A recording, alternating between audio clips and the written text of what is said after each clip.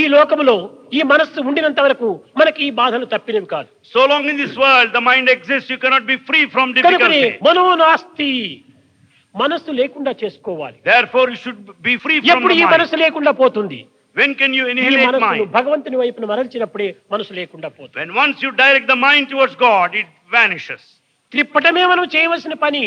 This has to be done. దీన్ని నశింపజేయటం మనకు సాధ్యం కాదు. It's not possible to annihilate. Lock ఉంది, Here is the lock. Key పెట్టి రైట్ సైడ్ టర్న్ చేస్తే ఓపెన్ అవుతుంది, లెఫ్ట్ సైడ్ టర్న్ చేస్తే లాక్ అవుతుంది. If you take the key and keep it inside the lock, you turn the right side open. Lock and key రెండు ఒక్కటే, The lock is same for both. కానీ turning difference గా ఉంటుండాలి. There is a difference in అట్టనే మన turn. హృదయమే lock, The heart is locked. మన మనస్సే కీ.